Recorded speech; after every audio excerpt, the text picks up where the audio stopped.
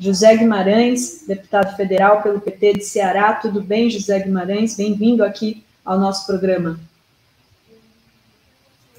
Sem som, deputado. Bom dia. Bom dia, que eu não almocei ainda. Eu cheguei de Brasília, saí de madrugada, rapaz. Me custou, sabe o quê? Essa votação, essa PEC do calote, uma crise na coluna. E eu quase que eu não conseguia andar hoje de manhã, 6 horas, peguei o avião, cheguei, já estou em Fortaleza tentando me cuidar por conta do andor no ciático, rapaz. Aquela que você não pode nem triscar o pé no chão, Renato. Mas, eu sei o que é isso, deputado. Eu tenho essas crises. Tem dia que eu desço da cama saindo, me ajoelhando para subir e levantando pela parede. Mas estou inteiro, com a consciência tranquila. Ontem foi um dia muito... Eu diria que nesses anos de governo Bolsonaro, e nós estamos ali nesses quase 3 anos de mandato, e com a nova gestão da Câmara, foi um dos piores dias. Foi um atropelamento geral dos processos, rasgou-se o regimento para permitir que os deputados que tivessem em missão oficial pudessem votar. Isso não pode, tinha que ser alterado o regimento interno para isso. Depois, criaram outro mecanismo de uma emenda aglutinativa que também não pode, e é regra, é costume, é o que está posto nas nossas normas internas, porque a PEC ela já passou pela CCJ e teve comissão especial. Ela tem um corpo, e esse corpo não pode ser aglutinado, se juntar com outro corpo estranho. A PEC original não falava de Fundef, portanto, querer fazer o que foi feito ontem com essas duas questões, nós não temos outro caminho a não ser a judicialização. Nós não podemos aceitar tamanha violência que foi feita ontem, né? Eu não estou nem, Renato, falando do conteúdo da PEC. Nós vamos discutir o conteúdo dela, o impacto dela na economia, na vida das pessoas, mas o que foi feito ontem é algo que precisa ser fortemente analisado pelo Supremo Tribunal Federal. Nós não podemos aceitar o atropelo dos regramentos, das normas que foi feito ontem. Além disso, evidentemente, a PEC é a PEC do calote total. E, assim, é importante para os nossos ouvintes, nossos telespectadores, compreender. Não precisava desta PEC 23 para se discutir o novo Auxílio Brasil. O auxílio emergencial, basta o governo fazer por decreto, prorrogar, ou mandar uma medida provisória, que, aliás, tem uma medida provisória tramitando na Câmara. Nós provocamos. Vamos votar hoje, que é quinta-feira, a medida provisória. O PT não é contra o auxílio, muito pelo contrário, nós queremos aumentá-lo para R$ 600 e não 400, como o governo quer, e manter a mesma quantidade de pessoas, 39 milhões que recebe atualmente, que recebia o auxílio emergencial. Então, não precisa de PEC para pagar o auxílio emergencial. Isso é demagogia, isso é mentira. Isso tem que ser dito aos 4 cantos do Brasil. Isso é uma sacanagem fiscal que o governo está fazendo. É uma pedalada na PEC do teto. Esse teto de gastos que já virou bola de neve, só alguns do mercado acham que daí existe, eles já atropelaram tudo, porque o governo é um dos governos mais irresponsáveis fiscalmente com o país, né? Portanto, estão pedalando o tal teto do gasto. Terceiro, a Câmara vai dar 90 bilhões. Se a PEC fosse aprovada conforme o relatório do deputado Hugo e Dri, daria em torno de 110 bi. Vamos fazer as contas na negociação que eles fizeram. Tira 20 do Fundef. E o 20 do Fundeb para tirar parcelado. Eu não sei como é que alguém dos professores topou uma proposta dessa. Tirando 20, fica 90. Vamos tirar 44 bi para o novo Auxílio Brasil, que vão pagar para 17 milhões de pessoas. ainda ficam 46 bilhões. Sabe para quê? Para o governo usar como quer, para coesionar sua base política na Câmara, que é a base fundamentalmente do Centrão.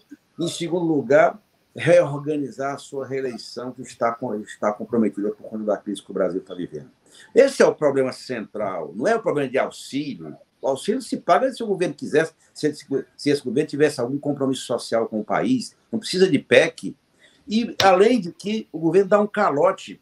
As pessoas, sejam professores, qualquer cidadão, se você tiver um precatório transitado em julgado, a União é obrigada a pagar você, pequeno, médio, grande. O governo, além de não respeitar mais os contratos, ele fez a pior pedalada da história do Brasil.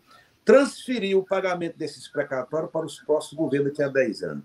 Eu nunca vi uma irresponsabilidade fiscal desta monta. Por isso que nós estamos nesta luta, na resistência. Nós perdemos por 4 votos. Imagina, gente, 4 votos. 4. Desses 4 votos, deputado, se só os deputados do PDT do seu estado, Ceará, tivessem votado sim, são 4 do PDT lá. São 6 aqui no Ceará, do PDT. Não, são 4 que votaram sim. Sim, bastavam os 4. É incrível. Eu quero me perguntar, esses 4 são brigados com o Ciro? Eles não gostam do Ciro? O Ciro não gosta. Dizem que gosta, mas é difícil entender isso. Dizem que gostam, falam que é o candidato deles é o Ciro, mas como é que os meus colegas vão fazer isso? Ou seja, é um tiro no pé da pré-candidatura do PDT. Eu nunca vi uma coisa tão mal construída, tão forçação de barra como essa que eles fizeram. A maioria, e o que nos espanta, Renato, é que os do Ceará, a maioria votou a favor da PEC. Imaginem vocês. Imaginem o estado da candidatura. 12 deputados federais do Ceará, né, votaram a favor da PEC, sendo que o Ceará foi o estado que entregou mais votos proporcionais contra o impeachment da Dilma, quando o Ciro estava contra o impeachment da Dilma. Vamos fazer justiça também. Exatamente. O que eu dizer é o seguinte, será que ele não tem controle sobre a bancada numa votação de PEC? Deixa eu falar uma coisa para vocês. Eu estou percebendo que as lideranças na Câmara, com exceção da unidade que tem muito fortemente no PSOL, no PCdoB e no PT, as outras lideranças, os deputados não estão mais respeitando ninguém. A ideia de coletivo, que tem um líder, que orienta, que todos obedecem e, na base da fidelidade, acompanham as votações, está muito desconstituída por conta dessa força, dessa hegemonia do Centrão ali na Câmara. Infelizmente, é isso que está acontecendo. Em qualquer votação, você pega aí uns 10 do PSB, uns 10 do PDT que votam contra aquilo que o líder encaminha, aquilo que o líder orienta. Então, isso é uma desconstrução da política, do toma lá da cá, da forçação de barra. A Câmara, para funcionar, tem que ter regras, tem que ter liderança, tem que ter bancadas funcionando articuladamente, como é a do PT, que é a minha bancada. É importante dizer para os nossos telespectadores, nós tivemos aí algumas votações muito relevantes nos últimos dias na Câmara, e a bancada do PT vota unida, 100% unida. 100% unida. Ninguém da bancada do PT votou favorável a essa PEC, nem o PCdoB, nem o PSOL. Isso é relevante para quem defende a ideia de funcionamento democrático da sociedade, com partidos funcionando coletivamente, com bancadas fortes, protagonizando ideias, fazendo disputas legítimas, mas não com esse tipo de caminho que foi buscado ontem na Câmara Federal. Deputado, agora uma pergunta regional, mas que tem impacto nacional. Essa votação de ontem muda o cenário político aí no Ceará? Porque nós precisamos aguardar um pouco, né, Renato? Eu cheguei hoje no Ceará, hoje pela manhã cedo, e evidentemente que nós temos que acompanhar o desdobramento disso. Eu tenho muitas dúvidas. Em primeiro lugar, eu não tenho certeza que essas candidaturas que estão postas vão continuar até o fim. Não vão.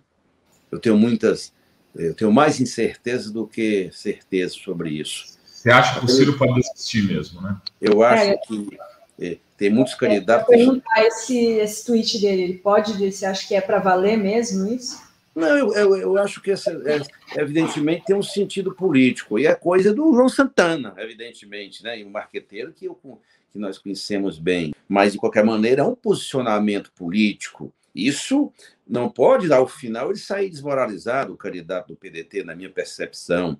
Tem que encontrar espaço, tem que encontrar guarida na direção nacional e na bancada. Como é que um candidato a presidente não tem apoio na sua própria bancada? Como é que vai chegar isso ao final? Portanto, a crise está estabelecida e eu penso que o caminho é na terça-feira. Há um forte movimento de pressão sobre essas duas bancadas. Eu acho que nós temos chances reais de derrotar essa PEC na terça-feira em Brasília. Eu até, para dizer para vocês, ontem um médico me deu uma licença de 9 dias para que eu cuidasse da minha coluna. Imagina, mas eu estou me segurando porque eu vou ter que voltar na segunda-feira para Brasília. Não tem jeito, porque eu acho que é central para o país. É a pior coisa que estão fazendo com o orçamento público nacional, com o orçamento da União. É a pior coisa. É a maior pedalada. Eu não sei como é que essas forças do mercado que bancam, Dri e Renato Rael, e aceitam isso, uma pedalada descarada dessa. Os caras estão rasgando o tal teto do gasto, estão rasgando o orçamento não serve mais para nada, definido por uma ou duas pessoas. Então, nós temos que brecar isso tudo. Eu acho que nós vivemos, a Câmara está vivendo um momento histórico e nós temos que fazer um ajuste de conta na terça e quarta-feira em Brasília. Olha só, tem um superchat aqui do Carlos Alberto Veloso Lopes. Ele diz: Guimarães, tu tens como se comprometer que Ciro vai deixar de atacar a administração do PT e chamar Lula de ladrão e Dilma de incompetente? Acho que essa é difícil, né, deputado? Porque ele tem atacado... Não sou eu que falo pelo Ciro, muito menos pelo PDT. Nós estamos fazendo uma avaliação da conjuntura. Né? Nosso caminho é outro. O nosso caminho é defender o nosso legado, é defender o nosso governo, fazer correção de rumos, né? Corrigir eventuais erros que os nossos governos possam ter cometidos, mas não tem uma centralidade. A nossa centralidade ela é forte, é potente, ela é alvissareira, ela é uma esperança que é uma aliança que nós estamos formando em torno do Lula. Por isso que essa discussão toda aparece em todos os cantos. O Alckmin vai apoiar o Lula, vai ser visto do Lula. Eu acompanho esses bastidores todos que é noticiado e vejo o quanto é potente a pré-candidatura do Lula. É ela que desmonta a direita no Brasil, é ela que desmonta Bolsonaro. Evidentemente que alguns que prefeririam outro caminho, me parece que vão ficar pela estrada, não chegarão ao final. Bom, já que o senhor tocou no assunto, o meu editorial de hoje, o meu Fala Rovai, foi sobre essa nota de ontem da Mônica Bergamo, né, do Alckmin e ter uma articulação para que o Alckmin seja visto Lula. Há 6 meses, em abril de 2021, 30 de abril, a gente noticiou isso na Fórum, que tinha lá uma fumaça rolando de articulação para o Alckmin, para o PSB e ser vice do Lula. Eu fiz um Fala Rovai aqui também, teve bastante audiência, inclusive, avaliando esse cenário, e agora esse assunto volta à tona. E volta à tona, até onde a gente pôde apurar aqui, deputado, a partir de uma articulação paulista, né? Uma articulação paulista de Márcio França, Haddad, Alckmin, e que teria aí digamos assim, o apoio de uma fatia do empresariado, de setores, inclusive, do establishment econômico do Brasil, do país, que se sentiriam mais confortáveis tendo um Lula indo para o centro, como disse André Esteves naquela gravação que foi vazada aí há alguns dias atrás, onde ele falava, se o Lula vier de Kassab, de vice, se o Meirelles for o ministro da Economia, tem problema não, pode ser assim mesmo. Como é que está isso? O senhor participa dessas articulações, o senhor é uma pessoa muito bem informada. O senhor podia dizer aqui em primeira mão, aqui para o nosso público, né, o que o senhor sabe a respeito disso. Vejam, os nossos telespectadores, vocês dois, olhem, essa eleição, ela tem uma particularidade que nós não tivemos nem outras. Dificilmente essa eleição ela será despolarizada. Nós temos dois centros políticos no país hoje. Uma direita que fracassou com a eleição do Bolsonaro e que apresenta um programa destruidor do Brasil e da democracia, com fortes componentes fascistas do ponto de vista da prática da gestão e do comportamento político do presidente. E de outro lado, nós temos um bloco de esquerda e centro-esquerda que se apresentam como alternativa e a possibilidade de reconstrução democrática, econômica e social do Brasil. As demais candidaturas, elas sofrem por inanição. Elas não conseguem disputar no tabuleiro da disputa, elas não conseguem crescer e, portanto, ficam ali todos abaixo de 10%, 8%, 7%. O que vai acontecer? Pode ser que esteja, acho que é o mais provável, havendo um movimento de migração dessas candidaturas para um lado ou para o outro. Por tudo que está acontecendo no país hoje, e as pessoas que têm minimamente sentimento democrático, jamais, numa disputa entre Bolsonaro e Lula, jamais poderá deixar de apoiar o Lula. Essas figuras que não são figuras de esquerda, vamos dizer assim, que são figuras, personalidades do mundo democrático, forte, com programa econômico liberal, enfim, que já governaram o Brasil, elas podem migrar por uma questão central, a defesa das regras e da democracia. Eu não tenho, portanto, uma informação que possa assegurar para vocês que esse debate está sendo feito, porque eu não participei. Mas digo para vocês que, em primeiro lugar, a aliança com o PSB está muito... Não teria... Assim, não existe um antagonismo ele se realizar logo de cara, né, deputado? Evidente. Então, o que está acontecendo? O PSB tem um quadro muito importante em São Paulo, que é o Márcio França. O Márcio França está conversando tanto com o Lula como com o Haddad. E o Márcio França conversa muito com o ex-governador Geraldo Alckmin, né? Que a disputou, inclusive, uma eleição contra o Lula.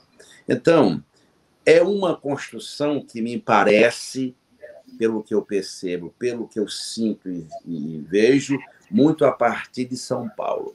Há uma equação, tem que ser construída uma equação em São Paulo, que eu considero que era fundamental. Aí estou dando uma opinião. O centro da disputa em São Paulo deveria ficar entre o PT, o PSB e o PSOL. Como juntar essas três forças políticas? Cabe puxar alguém do centro? Eu acho que cabe. Eu estou dizendo para vocês que eu não viria... dependendo, que o Alckmin não tem mais espaço no PSDB, ele toparia dialogar conosco em torno de um programa que o Lula vai representar nessa disputa nacional, que está sendo construído com o PT e o PSB e demais forças políticas. Se topa, eu não vejo problema nenhum sentar à mesa e discutir. É cedo para discutir nome para a vista, até mesmo porque o Lula ele tem reiteradamente dito, pessoal, que não oficializou sua pré-candidato, não é candidato ainda, está se colocando como uma alternativa que o PT está construindo. Então, é preciso ter muita cautela e muita calma para que esse processo seja conduzido na medida certa, para não atrapalhar a nossa vitória, que eu acho que não tem eleição ganha, a eleição é disputada, o Bolsonaro vai unir em torno dele. Muitos que hoje, a declaração desse André Esteves, quantas vezes eu vi esse moço lá no Palácio do Planalto bajulando a Dilma? Vocês estão ouvindo o que eu estou dizendo? Bajulando. E de uma hora para outra fica... Qual a autoridade que essa gente tem para falar mal do PT e do Lula, dos governos do Lula e da Dilma? Foram eles que patrocinaram o golpe contra a Dilma? Foram eles que deram legitimidade essas forças aí para afastar o PT e agora ficam com essa conversa fiada? Mas, de qualquer maneira, eu acho que nós temos que ter grandiosidade nos nossos gestos. Temos que conversar com todo mundo. Eu não vejo problema nenhum. o Lula também dialogar com o Geraldo Alckmin. Muito bem, muito bem.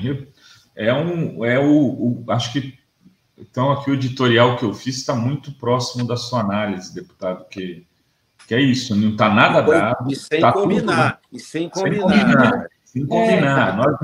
Nós não nos falamos antes. Que é uma coisa ainda está na seara das especulações, né? Tem muita coisa, a articulação parte de São Paulo, está claro isso, com todo mundo com quem eu falei antes me disse a mesma coisa. Pode dar uma liga e vamos combinar, São Paulo tem 20 e poucos % do eleitorado, é muito importante que dê uma liga a partir de São Paulo, qualquer chapa, né? Convenhamos que, por exemplo, em 89, né, deputado, a gente já viu essas eleições. Como é que foi que o Brizola ficou fora do segundo turno? Ele não tinha apoio em São Paulo. Exatamente. São Paulo, né? Então, São Paulo não é o centro do mundo. Sim, mas é importante. É fundamental. É decisivo para a eleição presidencial. Tanto se o Lula ganhar a eleição, vamos combinar, deputado, se o Lula ganhar do Bolsonaro em São Paulo, ele ganhou a eleição. É evidente. É o menor risco de ele perder. Se ele empatar com o Bolsonaro em São Paulo, ele ganhou a eleição. Se ele perder um pouco, ele ganhou a eleição. Do empate para frente, ele ganha a eleição, porque, evidentemente, ele tira uma diferença monumental no Nordeste, empata nos outros cantos. Então, esse é o problema. Nós temos que cuidar de São Paulo. Eu diria que o Triângulo das Bermudas, como a gente chama, São Paulo, Rio e Minas. Esses 3 estados precisam, nós estamos cuidando, olhando com o máximo de carinho. Eu tenho conversado quase que diariamente com a presidenta Gleice, nós temos dialogado com a direção do PT, com as forças políticas, os diretórios desses 3 estados, com os aliados nesses estados. Eu vejo que a gente está construindo bons caminhos, né? E acho que essa questão de São Paulo, a locomotiva é puxada por São Paulo. São Paulo tem todas as características. Foi no passado a locomotiva econômica do país, ainda é. Eu me lembro que na década de 80, meus irmãos iam embora para São Paulo para trabalhar na Volkswagen São Bernardo do Campo. Vários irmãos, pelo menos foram 4 para lá, né? Primos e tudo.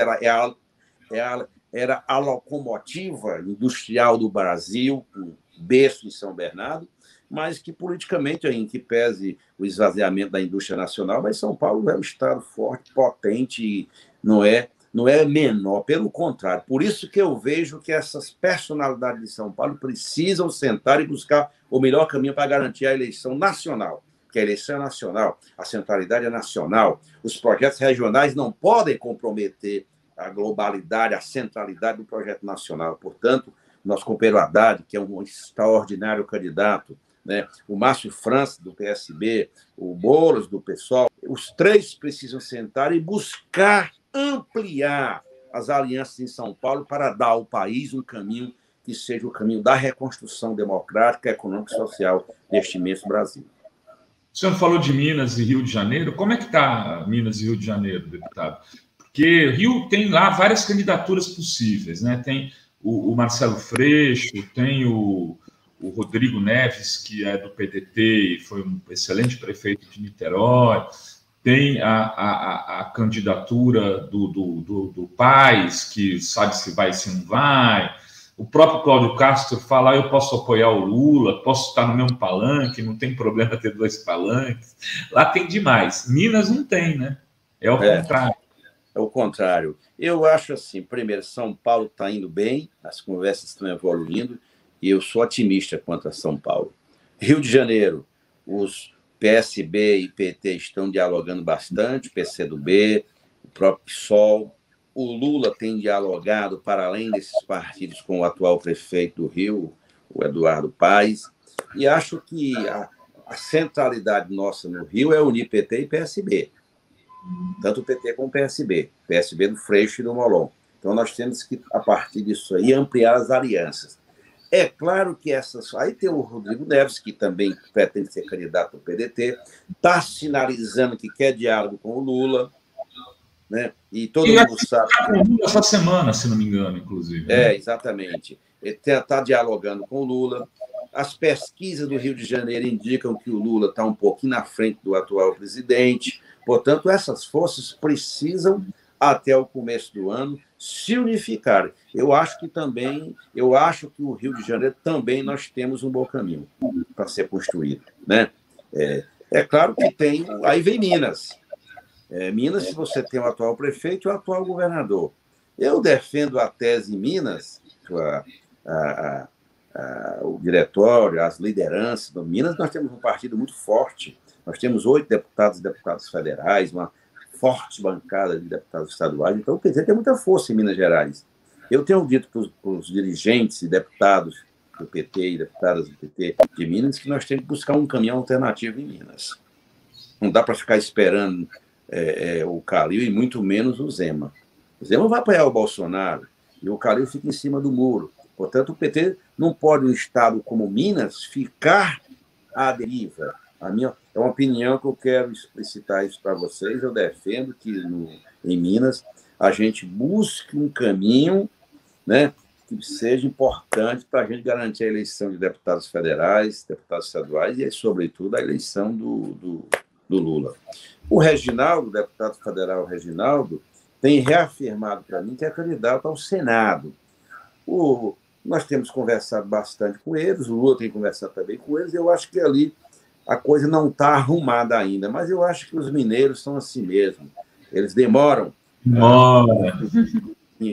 Aquele jeito mineiro, mas eu confio muito que os nossos dirigentes do PT saberão buscar o melhor caminho para construir a vitória do Lula em Minas. Então, hoje, na pesquisa, o Lula estava com 40-24, o Lula, em Minas. Portanto, precisa ter muito cuidado.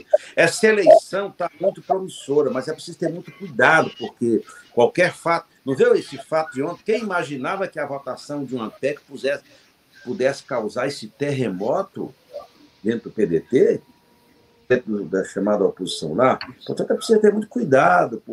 A gente... Eu digo assim, quem corre rápido come cru. Quem anda rápido come cru. As pisadas precisam ser certeiras, firmes, ainda mais nós que temos uma estrela que pode ser significar a reconstrução do Brasil.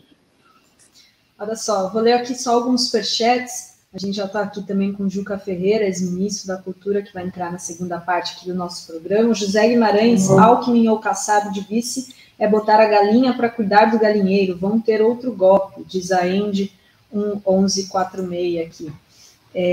Tem também o Carlos Alberto, ele diz: sou pernambucano, mas acompanho seu apoio aos ciristas no Ceará. Me envergonha ver alguém do meu partido contra o próprio partido, PDT, traidor do povo. O Carlos Alberto está bravo aqui, Guimarães. A Fernanda DS diz: seja qual for a decisão tomada por Lula e o PT, essa decisão tem que ser muito transparente, didaticamente explicada para a militância e o eleitorado, diz a Fernanda. Tem mais superchats aqui. Não vai ser fácil, né, Guimarães, convencer a militância.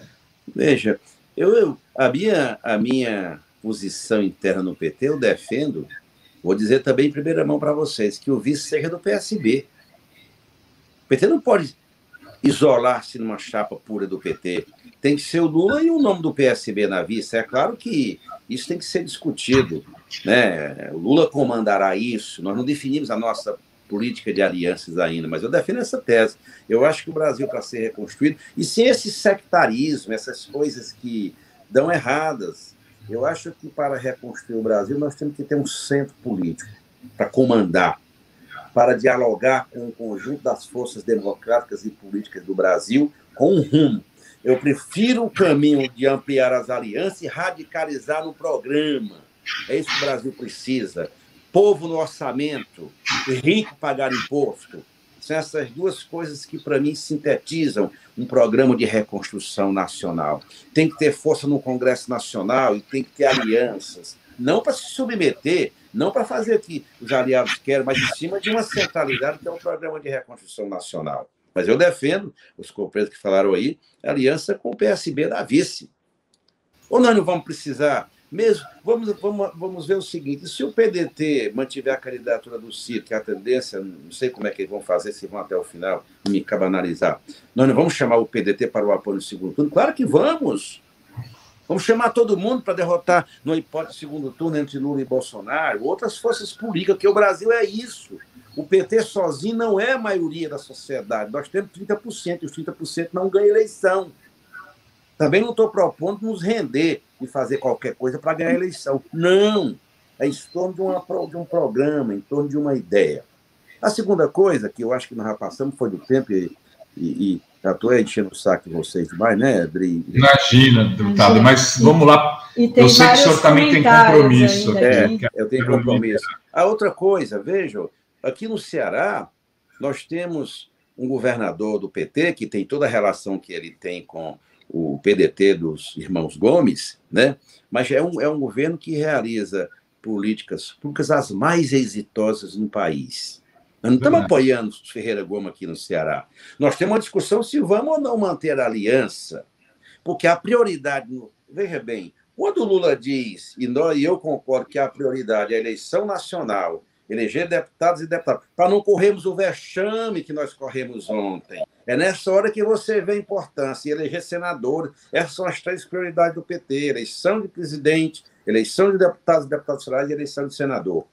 A nossa ação tem que ser direcionada para isso. E eleger alguns governadores e não sair lançando governador em todo o campo, porque senão a gente espatifa tudo e não constrói a centralidade, que é ter força e hegemonia. Para não ter golpe com o Lula presidente, no eventual governo Lula, nós temos que ter pelo menos 80, 90 deputados do PT na Câmara. Isso é prioridade, e a prioridade do Ceará não é, com todo respeito aos companheiros que falaram aí, não é eleger governador, eleger um senador e 5 deputados federais e deputadas, além de manter os 3. Portanto, isso é projeto. Quem vai ser o candidato? Não tem nada definido. Nós vamos resolver no começo do ano. Para que essa pressa toda? Então, tanto nós podemos ter candidatura própria, como não podemos. Mas desde que, para avisar os navegantes, desde que a candidatura própria do PT, se for para ficar isolada, PT sozinho, para pegar carona na candidatura do Lula, puxar o Lula para baixo aqui e comprometer a eleição de 5 federais, aí não dá, porque a prioridade aqui é eleger um senador e 5 federais. Porque o PT tem projeto de eleger 70, 80, 90 deputados federais. Esse é o caminho que nós estamos construindo aqui no Ceará. Eu vou dizer uma coisa para... Eu vejo tanta gente que hoje se coloca como candidato, um dia desse queria sair do PT. Eu sou da geração, companheiro de Pernambuco, você que falou, eu nasci no PT, enfrentei da crise do mensalão, todas as crises, já sofri pra caramba.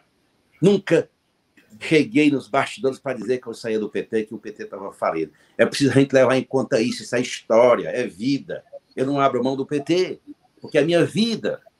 Assim como o meu irmão Genuíno e tantos outros dirigentes do PT, eu sou aqui no meu torrão no Ceará, portanto, eu faço aliança sem mudar de lado. Isso não me incomoda.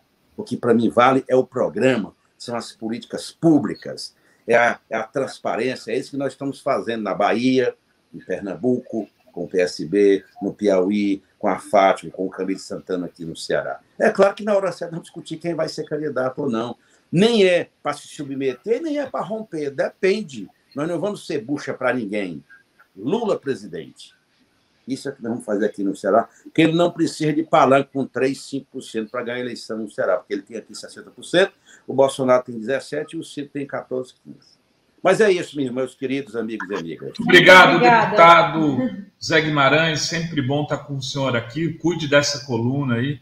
Qualquer coisa, fala com o doutor Marcos Caseiro aí, que ele me deu uma injeção de Dorzopan, acho, que foi tiro e queda. Eu não sei se serve para todo mundo, mas eu estava com uma dor aí que durava quase um mês. Aí fui na farmácia, fui lá, tomei e parece que tirou com a mão. Foi um negócio Muito bem. Obrigado. Um abraço grande. Tudo bom, felicidade. Terça-feira.